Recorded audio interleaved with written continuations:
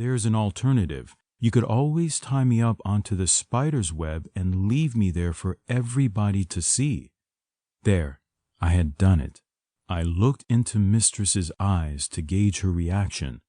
There was definitely rage there, anger that a mere slave, indeed the lowliest of her slaves, should suggest to her what should be done to him.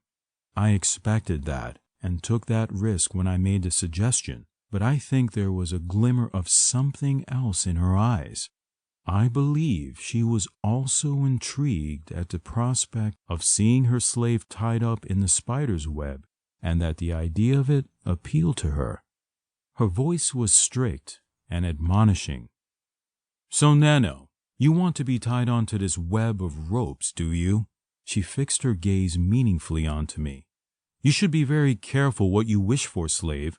You never know if it may come true, but in ways you don't expect." By now she had positioned me against a web of ropes, and Vicky had passed her some ropes to tie me up with. My arms were spread out across the ropes, and both Mistress and Vicky worked together to tie me onto the rope work frame. "Spread your legs, Nano," she ordered. I stretched my legs out, and these were also tied onto the ropes.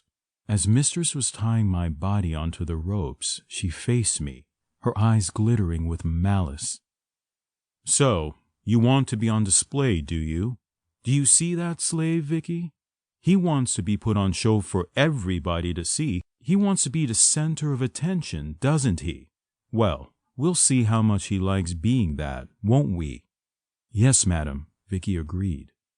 "Nano, you realize there will be a penance to pay for this, don't you?" "Yes, goddess."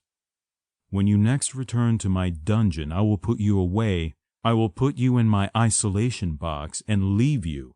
I will put you away and forget about you while I deal with another slave. How will you like that?" "I'll accept anything you wish to do with me, goddess."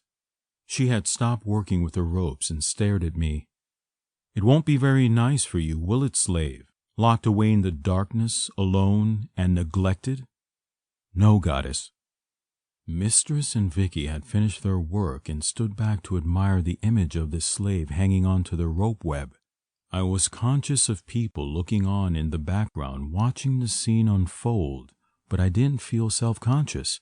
After all, this was what I was here for, to give myself up for my goddess's pleasure, to be hung up and displayed, to be treated as an object by her, so she can attract the stares of onlookers admiring the dominance goddess Nemesis wields over her slave.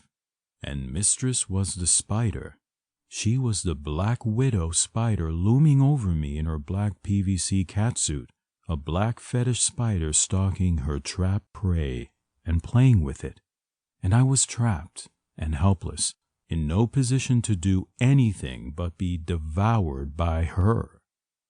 "So, Nano, how does it feel to be trapped in your mistress's web?"